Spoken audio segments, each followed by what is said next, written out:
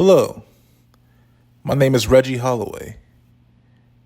For those who are tuning in for the first time, welcome.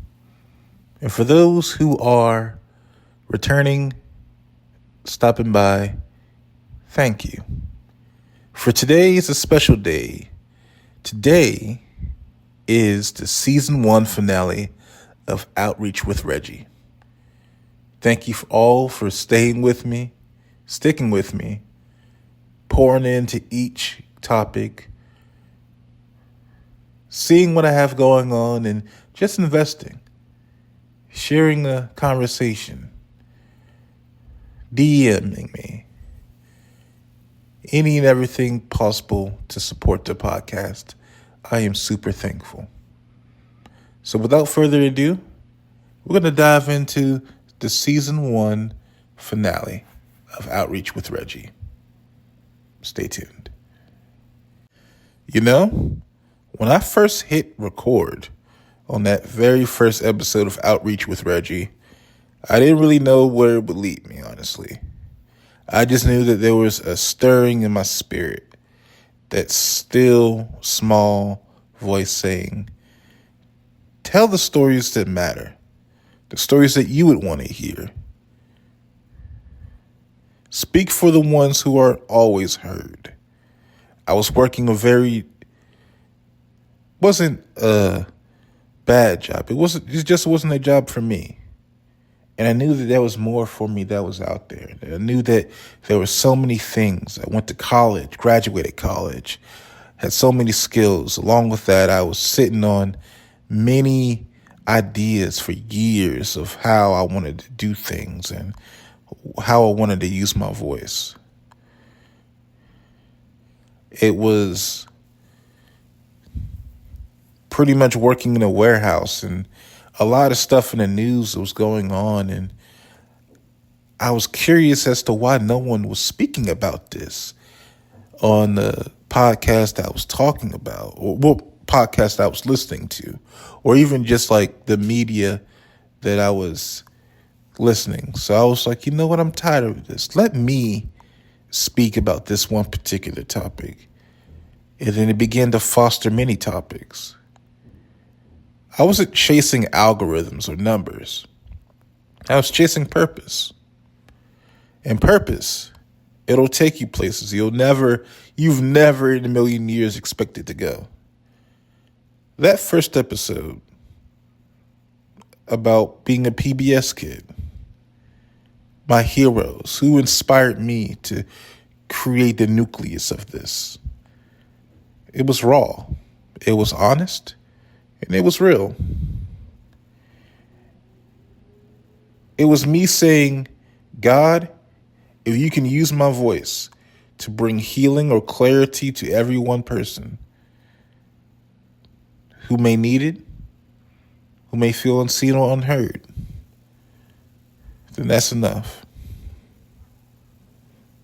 Sometimes obedience doesn't look pretty. Sometimes obedience is fun, right? It's not the easy thing. Dedication isn't pretty.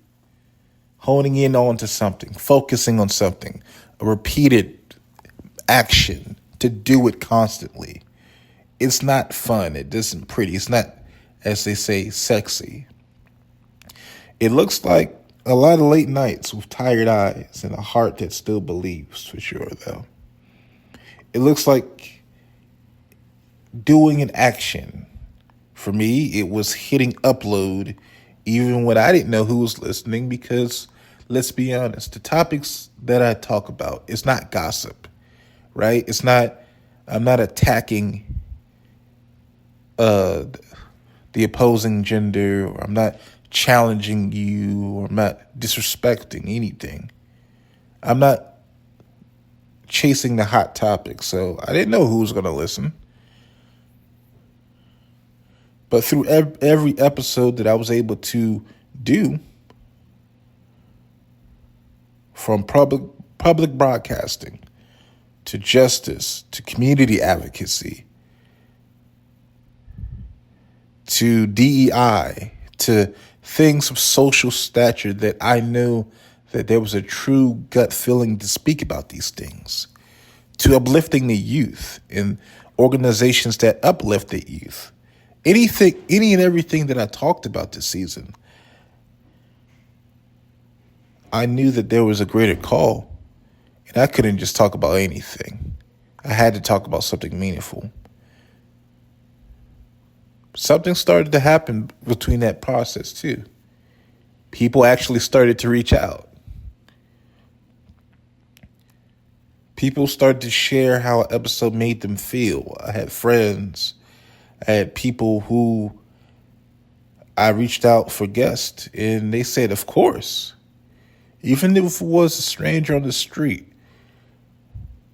they more than ever poured in and said, man, yeah, heck yeah, I listened to that. And then I began to realize it slowly started to become less of a podcast for people, including myself. It became community. Listeners shared, people shared how each episode made them feel differently, and how they felt seen, and how they felt heard, and how their organizations felt uplifted, and how people who did not know resources were available or even accessible, they seemed very positive about being able to take that next step. Or at the very least, the excuse that they didn't know was now gone. And now it was up to them to make that decision. And I hope that they are making those decisions every day to challenge themselves to make change in their community. If so, if they have, that'll be beautiful. But at the very least, that's what I hope to do. Or even more so, create a spark within them to do so. Share it, make impact, make it happen. As the episodes grew, so did the mission. Before I knew it, outreach with Reggie wasn't just being heard, it was showing up. It showed up in communities that were underrepresented. It showed up in conversations that made us uncomfortable, the kind that made growth possible. And it showed up in me, reminding me that sometimes your calling won't make sense until you walk in it. Every guest, every story, every pause between words, they were all small pieces of something bigger, something sacred. And I thank God every day, because what I've learned is that when God gives you a vision, He doesn't hand you the full blueprint of what it may look like. He gives you a seed and says, plant it anyway. Plant the seed of faith that it will turn out to be good. No matter how long the process may take, it may be narrow, it may be small, it won't look easy, and at times you may want to give up and quit, but I trust in the seed of that faith. This show was my seed, and I had faith in it.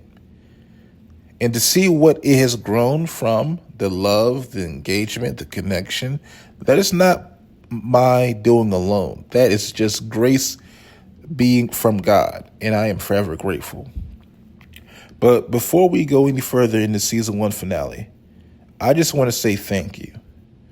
Thank you for walking with me through every word, every silence, every story, because we together built this and made this more than a podcast. We've built a space where empathy, faith, and truth meet.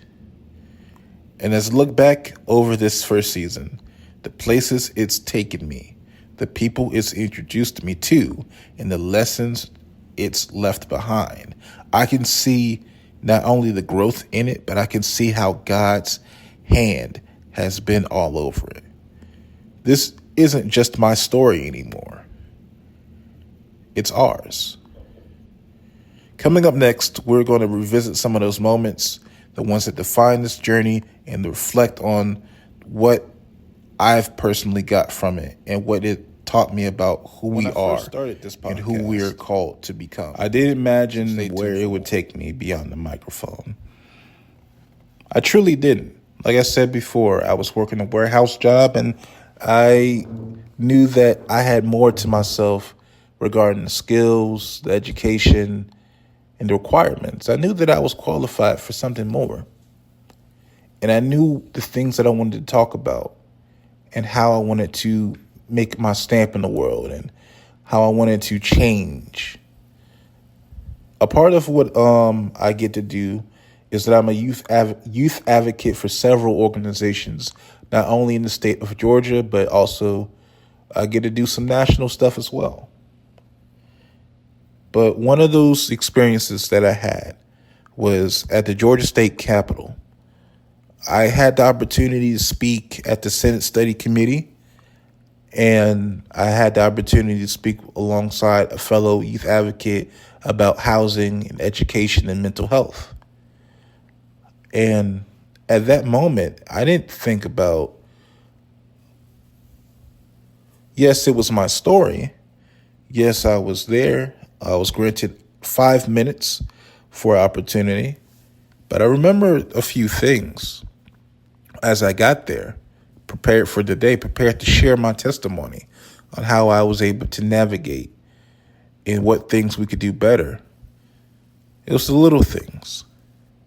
It was the gold roof at the Georgia State Capitol. It was walking up those hard floors under that dome. It was thinking about the kids that were coming after me. How can I go beyond sharing my own story in this? So I did. And my fellow friend Kyra, she did. And after we got done speaking, I felt nervous because I didn't know how my voice or how our voice was going to make any change. But we shared many resources just to give them an idea of what's the works that being done out there. And they listened. Not only did we make it to a few news articles, we actually got on the local news. It was shared everywhere. And the reporter was super kind. And she even shared the podcast on the news, sharing a few clips that's on the YouTube. And that's when I began to think about it. I began to think about every person in the state who's ever felt unseen, who felt unheard. Because I wasn't there for politics. I was there for people. And if I can use my story to share, to highlight how there's many more like me, like us, who's gone through these things and has had the fortunate and had the blessing to be on the positive side of those things, I'm happy to highlight there's more students like that who are just looking for the extra push, who's looking for the resources that we need, that I have the blessing to advocate for. Students, families, ones who slip through the cracks of housing and education systems that were never designed with their full humanity in mind. Standing before the Senate committee, I shared what I'd seen, what I experienced throughout my collegiate career. Many students who showed up to college with trash bags as lodging. Many of youth who are parents working 2 jobs just to keep the lights on and a roof over their heads. Many of them go on to be teachers, but they carry more than lesson plans. They carry entire communities on their backs. Those are the heroes that I look at, who I get to call peers. And I say that to say we can do better, and we must do better, and we will do better. That speech that I got a chance to do at the Georgia State Capitol wasn't a speech for applause. It was a prayer in motion. Like it's funny enough, after we got through speaking, we had a very long conversation with one of the senators, and he had spoke life over us, and he said that he is proud of the things that we were able to talk about, but he's aiming for change. He too wanted change. And now our voice is now being used as the blueprint for change in Georgia. And that's when I realized something after that day, after leaving that Capitol. This isn't just advocacy. This isn't just public service. This is an engine of change. 2 weeks ago, I was blessed to go to Washington, D.C., a part of the CARES, or the Center Study of Social of CARES. I apologize if I got the acronym wrong. Center Study of Social Policy. There we go. But I had a chance to go to their summit, their summit, and I met several advocates that I was blessed to be a part of, and everybody was so nice and kind. But we weren't there just for sightseeing or just to say that we went somewhere. No. I had a chance to stand alongside leaders, learn from organizations, people from every corner of the country, all fighting for something bigger than themselves. We shared stories, exchanged ideas regarding Medicaid, SNAP, and housing for foster youth.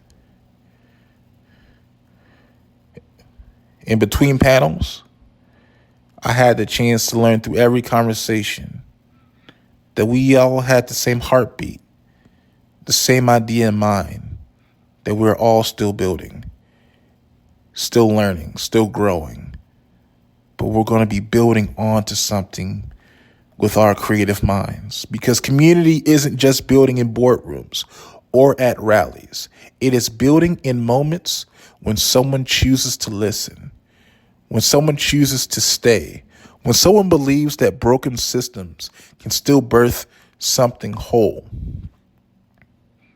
And that is what this podcast became. Not just a podcast, but a meeting place for hearts that still believe in better. Every episode, every conversation, every person who's ever reached out, you've helped build this table we're sitting at right now. And the beauty of this table, there is always room for one more. Because even when the world feels divided, when headlines scream louder than hope, there are still people choosing to build, to heal, to reach out. And I think that's what makes us who we are. Not our titles, not our job description, not our salary, not the things that we are to the world, but it's the simple choice to care and to keep showing up in advocacy in our community and for ourselves.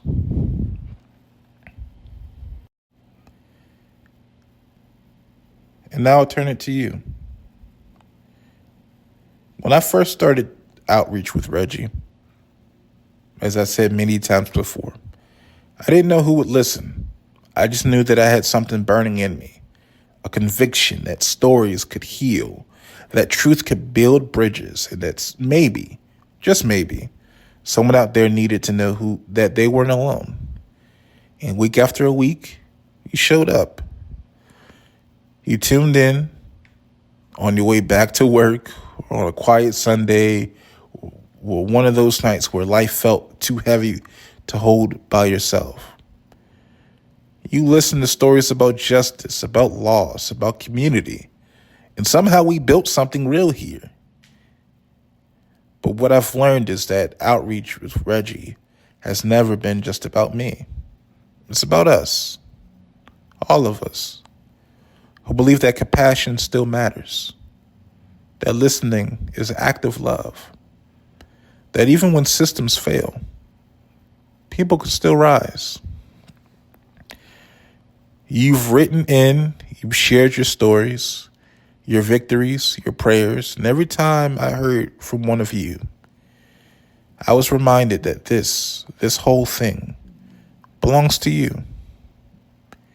You are the heartbeat of this podcast. You who's listening right now. The mothers fighting for housing. The youth that are fighting their voices and showing up in those rooms.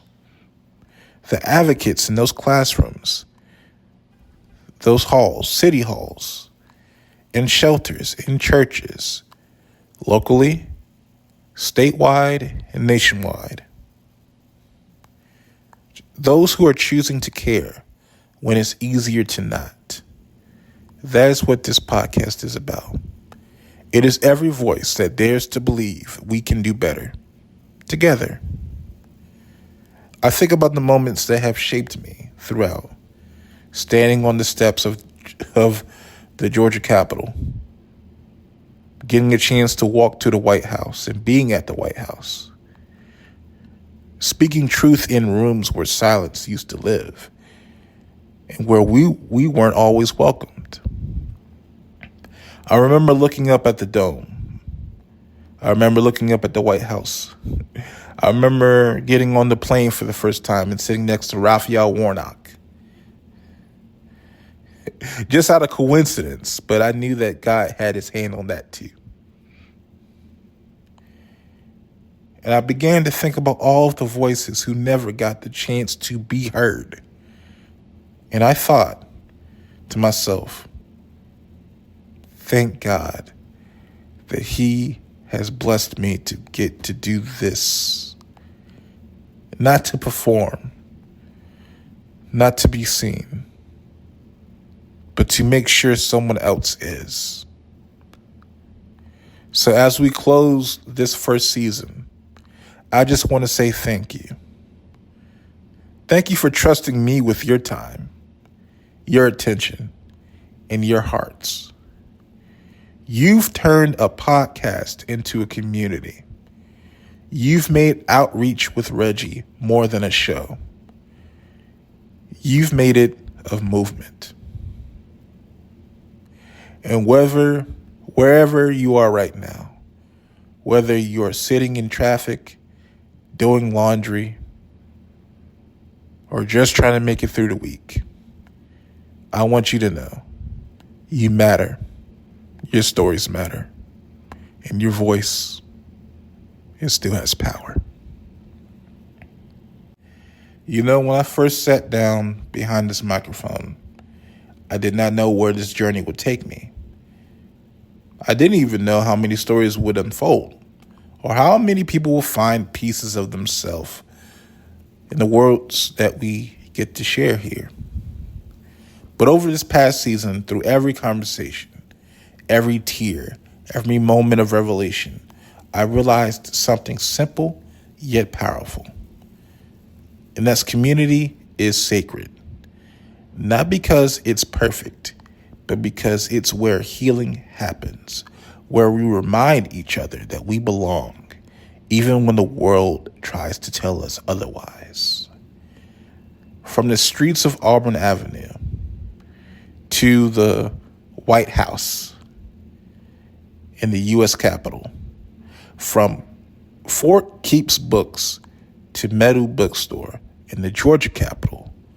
From those quiet nights, I wondered if this show or this calling was too heavy, would even be sustainable, to the mornings when God whispered, keep going. Every step, every story, every voice we've lifted, it mattered because you mattered. And that's the truth I want to leave with you today. You matter. Your story has weight. Your presence has power. And the world, this big, complicated, beautiful world, needs what you carry. When I think back on this season, I don't just hear sound waves. I don't see the numbers or statistics. I see faces. I see changes. And I see a movement of people who believe that outreach isn't just about giving, it's about connecting.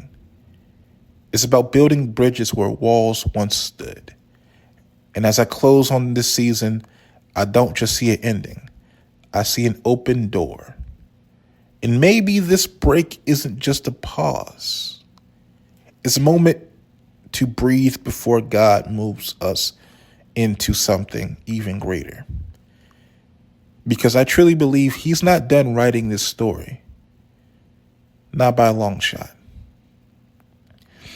So if you're listening right now, wherever you are, in your car, on a walk, or sitting alone in your room, I just want to say thank you. Thank you for being a part of something real. Thank you for trusting me with your time, your spirit, and your hope. And shall I never take that for granted. And thank you for believing that community still matters. And as we close season 1 of Outreach with Reggie, remember this: you are seen, you are loved, and you are called to be light in whatever corner of the world you stand. So until next time, take care of yourself, take care of your neighbors, and keep reaching out. Because outreach isn't just a title, it is a way of life. Take care, my friends.